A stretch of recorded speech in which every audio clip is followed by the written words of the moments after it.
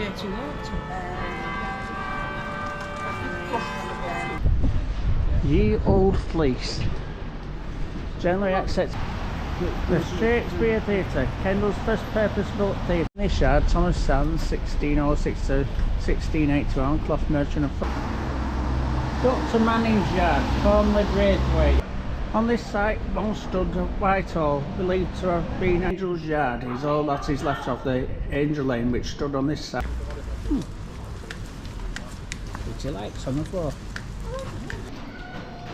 Right, we're in Kendal, just waiting for Barbara and Steve. We've just come down in a lift, so off we go.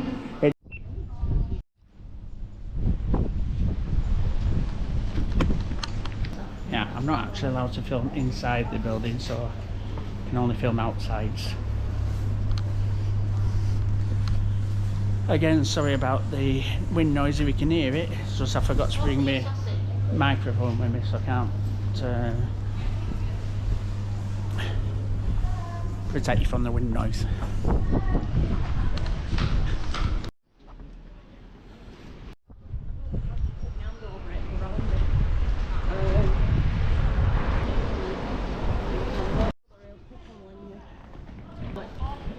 Right, Steve lives in Middleton.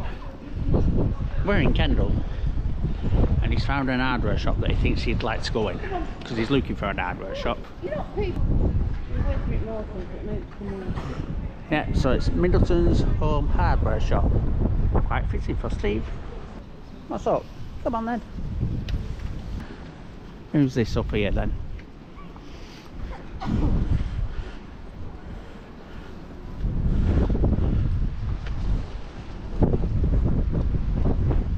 Can't make it out. In honour of the men of Kendal, the Great War. I can't make it out at all. Right, are we all being good boys and girls? Yes.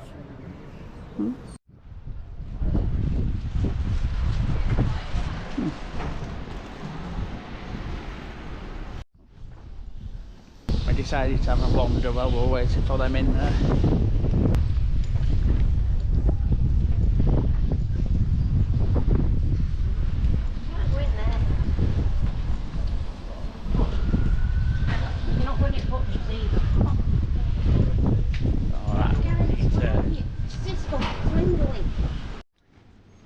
Working Men's Institute.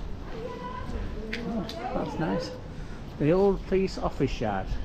The yard gives access in the centre to the old townhouse of Askew family of Middleton Hall near Sedberg, built in the early 18th century. Anthony Askew was born in Kendal in 1722 and had a notable career as an academic at Cambridge, dying in 1774. Oh yeah.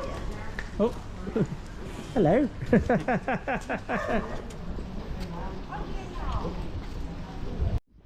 Here comes the rain.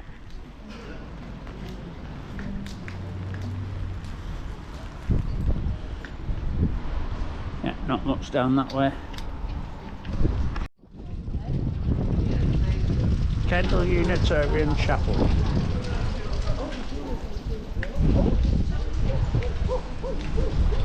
Right, Steve's been and dropped some stuff off at car. We've been in Butcher's, got some. Me and Sharon's got pork pies because we went to Tesco and got some meat yesterday, and they got some chicken and pork pie.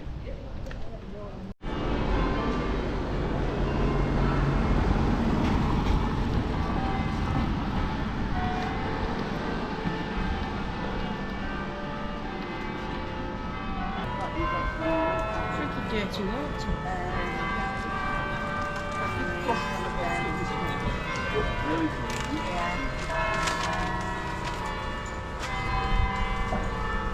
They've got a nice. Sharon, they've got a nice. What? £8. Yeah. They don't need to. I don't know where we're going. I'm following Shaz. Don't think so.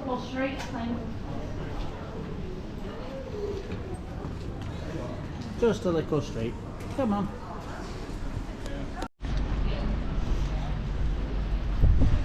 Ye Olde Fleece. Generally accepted as Kendal's oldest surviving inn, the Fleece was reputedly built in 1654. This date appears on a panel in the building to the left of the inn, which used to be part of the premises. The inn is one of Kendal's few remaining timber framed buildings and is the only building in the town centre that retains its original jetted first floor, supported by 5 pillars. The inn was originally called the Golden Fleece, a symbol adopted by wool combers during the annual guild procession. That's the where we could hear the music coming from, the bells.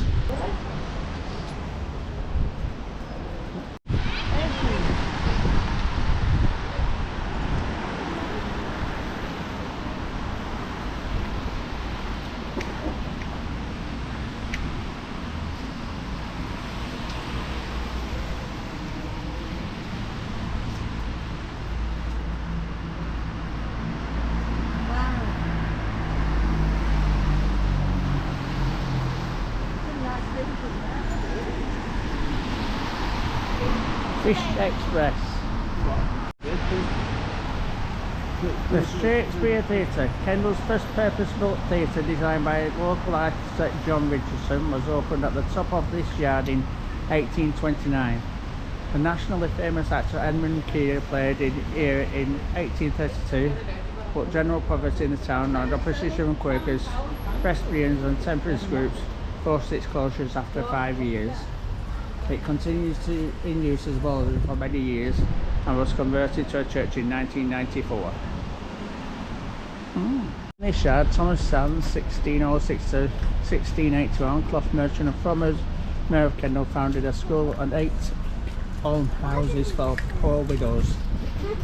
The gatehouse, once the master's house, had a single-storey wings and housed the school and a library in the chamber over the gateway.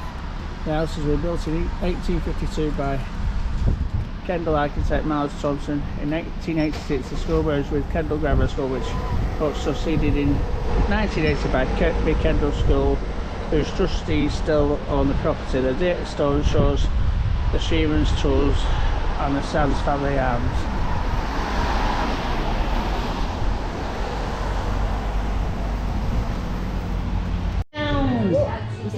Smithy's dragged us into a cafe that does food and alcohol, and we're all drinking water. Look, they've got hot steam on it and everything. Hot towel shave, it's called. Labra. Hi.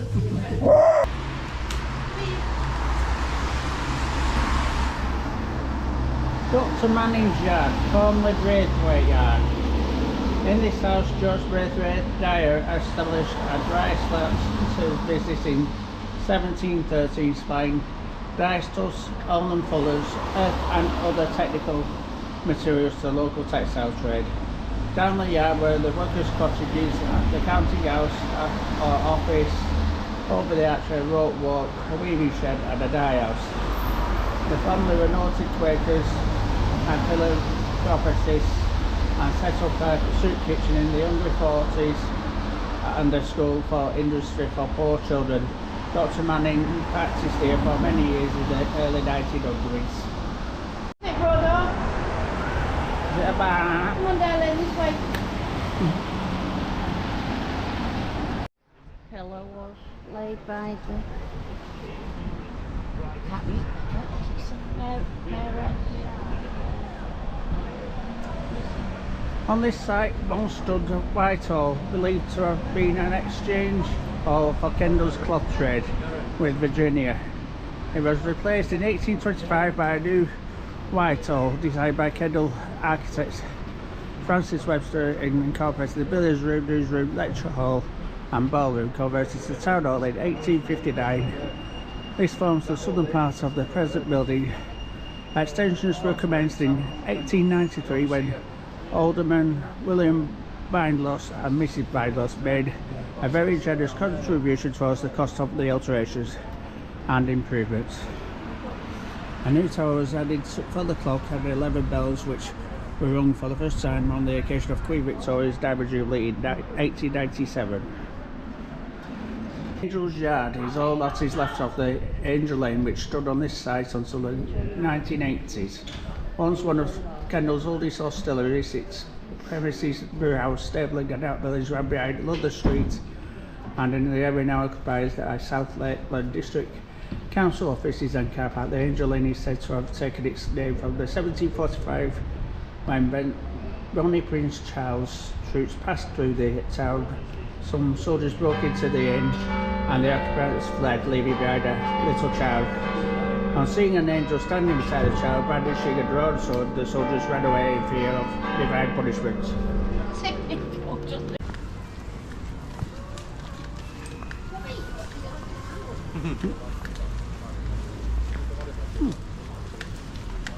Pretty lights on the floor. Yeah.